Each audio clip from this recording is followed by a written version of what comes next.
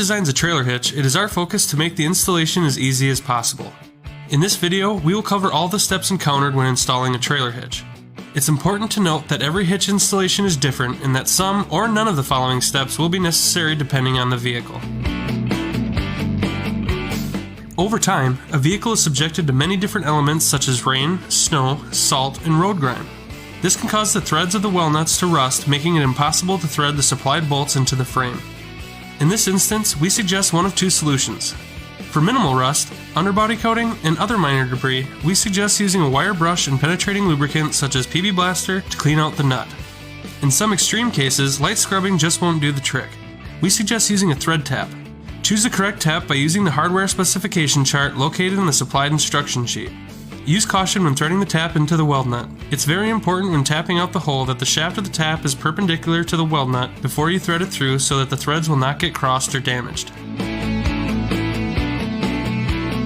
When there aren't enough accessible weld nuts to support a trailer hitch, it is necessary to pull the hardware inside and through the vehicle's frame rail to the correct attachment point. When applicable, CURT supplies a fish wire tool as an easy solution to this task. There are two different techniques used in many hitch installations: standard and reverse fish wire techniques. During the standard fish wire technique, insert the coiled end of the fish wire up through the mounting hole and out through the axis hole in the frame. Place a square hole spacer over the coiled end and insert it into the axis hole. Thread the bolt into the coiled end and push it into the axis hole.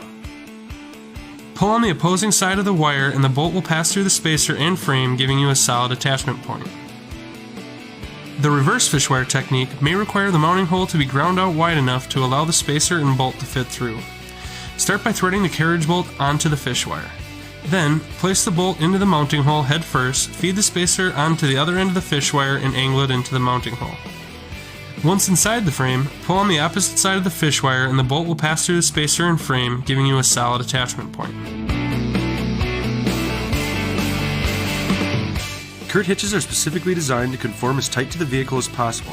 In order to do so, some installations require the exhaust system to be lowered. In most cases, the only thing you need to do to lower the exhaust is to separate the rubber isolator from the exhaust hanger rod. To do this, spray lubricant or soapy water mixture on each side of the isolator for ease of removal. Use a pry bar as a lever in between the back of the rubber isolator and the hanger stop. Carefully slide the isolator off the hanger rod. It is always a good idea to support your exhaust system when lowering. Use a wire hanger or ratchet strap to support the exhaust from hanging freely.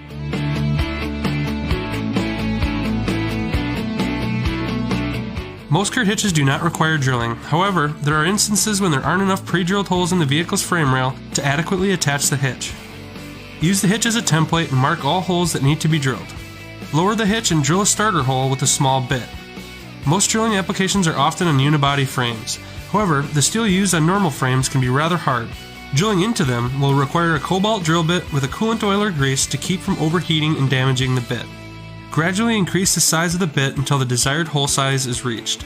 You can also use a step drill to gradually enlarge the mounting hole. There are also times when it's necessary to enlarge an axis hole to fit the carriage bolts into the frame. Using a die grinder, slightly elongate the hole large enough to pass the square hole spacer and carriage bolt through.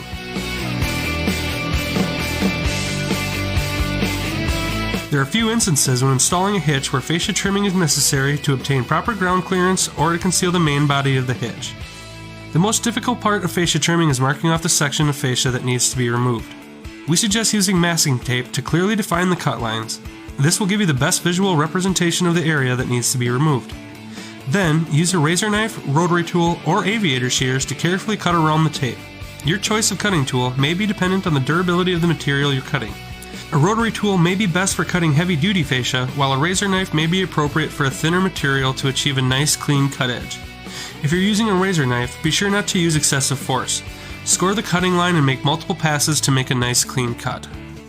Thank you for taking the time to watch this video. Be sure to look for the custom installation video for your hitch and vehicle. If you have any questions in regards to anything towing, please visit CURTMFG.com. CURT, the first name in towing products.